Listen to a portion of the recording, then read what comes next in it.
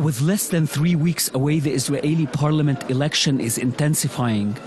The right wing is clearly dominant. In recent weeks, the Likud Beitnu party has lost considerable voter support to the ultra-right Jewish Home Party led by Naftali Bennett. On Wednesday, the Labour Party chairwoman announced that she will not join Netanyahu and will remain in the opposition. The announcement paves the way for the formation of an ultra-right cabinet. If no last-moment surprises, it seems that Netanyahu-Lieberman coalition, in spite their downward spiral in polls, will be the biggest party. It seems that the next government will be, can be an ultra-right-wing government. This election is argued to be critical for Israel. With Syria in turmoil and no end to the Israeli-Palestinian conflict, Israel's current leadership is being questioned. All the while, the Israeli electorate is shifting more and more to the right.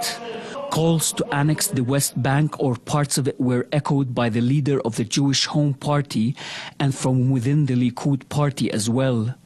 There was even a suggestion to pay each Palestinian family the sum of $500,000 if they agree to emigrate out of the occupied Palestinian territories.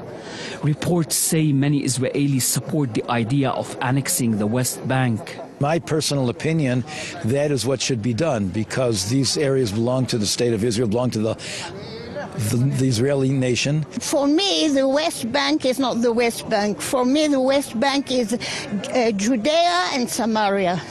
But some Israelis are against the annexation of the occupied West Bank.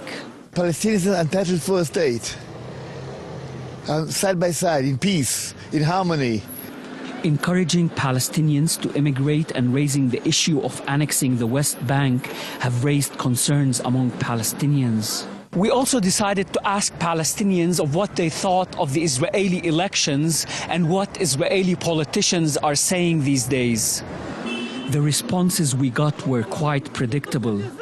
The Israeli elections, as Jerusalemites, as Palestinians, we take no part in them. Israel's policy is known. It's a policy of deportation and transfer of Palestinians from the lands. We will live and die here. We are not going anywhere. In November of last year, the PLO succeeded in gaining recognition of a Palestinian state on the June 4, 1967 lines, which include the West Bank and the Gaza Strip. Israel and the US were the main opponents of this recognition. Since the historic UN General Assembly vote, Israel announced plans for building more than 6,000 housing units in and around East Jerusalem, Al-Quds, where the PLO hope will be the capital of an independent Palestinian state. Ibrahim Husseini, Press TV, East Jerusalem, Al-Quds.